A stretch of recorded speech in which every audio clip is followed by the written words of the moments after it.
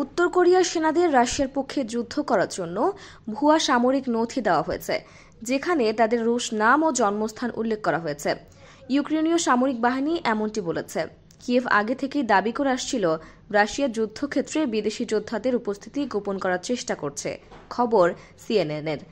ইউক্রেনের বিশেষ আভিযানিক বাহিনী এক বিবৃতিতে রোববার বলেছে, তারা উত্তর কোরিয়ার ৩ সেনাকে রাশিয়ার পশ্চিমাঞ্চলীয় কুরস্ক অঞ্চলে হত্যা করেছে।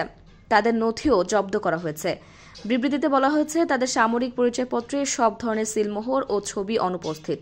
বাবার নামের উল্লেখ রুশ প্রথায় করা হয়েছে এবং জন্মস্থান হিসেবে সাইবেরিয়ার দক্ষিণে মঙ্গোলিয়ার সীমান্তবর্তী রুশ অঞ্চল তুভা প্রজাতন্ত্রের নাম লেখা হয়েছে। তবে বিবৃতিতে আরও বলা হয়েছে, সামরিক নথিগুলোতে সই কোরিয়ান ভাষায় রয়েছে, যা এ সৈন্যদের প্রকৃত উৎসের ইঙ্গিত দেয়। বিবৃতিতে আরও বলা হয়েছে, এ ঘটনা আবারও প্রমাণ করে যে রাশিয়া যুদ্ধক্ষেত্রে তার ক্ষয়ক্ষতি লুকাতে এবং বিদেশি উপস্থিতি গোপন করতে সম্ভাব্য সব পদ্ধতি অবলম্বন করছে। যুক্তরাষ্ট্র, ইউক্রেন ও দক্ষিণ কোরিয়ার গোয়েন্দা সংস্থাগুলোর অনুমান অনুযায়ী রাশিয়ায় বর্তমানে ১১ থেকে ১২,০০০ উত্তর কোরীয় সেনা রয়েছে। তাদের মধ্যে কিছু সেনা ইতোমধ্যে রুশ বাহিনীর সঙ্গে মিলে যুদ্ধে অংশ নিয়েছে, বিশেষ করে আগস্ট মাসে ইউক্রেনীয় আক্রমণে দখলকৃত কুরস্ক অঞ্চলের কিছু অংশ পুনরুদ্ধারে সহায়তা করতে।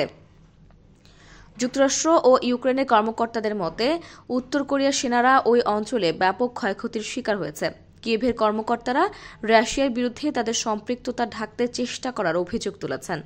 জ্যেষ্ঠ এক মার্কিন কর্মকর্তা বলেছেন, অক্টোবর থেকে এ পর্যন্ত কুরস্কে উত্তর কোরীয় কয়েকশো সেনা হতাহতের শিকার হয়েছেন। এদিকে দক্ষিণ কোরিয়ার এক আইন প্রণেতা তার দেশের গোয়েন্দা সংস্থার বরাত দিয়ে জানান, কুরস্কে প্রায় ১০০ জন উত্তর কোরীয় সেনা নিহত এবং প্রায় ১,০০০ সেনা আহত হয়েছেন বলে ধারণা করা হচ্ছে। ইউক্রেনের ওই বিশেষ বাহিনী ১৭ ডিসেম্বর জানায়, মাত্র ৩ দিনে কুরস্কে রুশ বাহিনীর সঙ্গে লড়াই করার সময় ৫০ জন উত্তর কোরীয় সেনা নিহত এবং ৪৭ জন আহত হয়েছেন।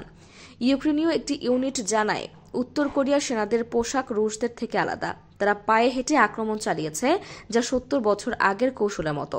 এটি সম্ভবত কোরিয়ান যুদ্ধের দিকে ইঙ্গিত করে, যেখানে ঢেউয়ের মতো একের পর এক পদাতিক বাহিনী ব্যবহার করা হয়েছিল। মস্কো বা পিয়ং ইয়ং কেউই রাশিয়ায় উত্তর কোরিয়ার সেনাদের উপস্থিতি আনুষ্ঠানিকভাবে কখনো স্বীকার করেনি।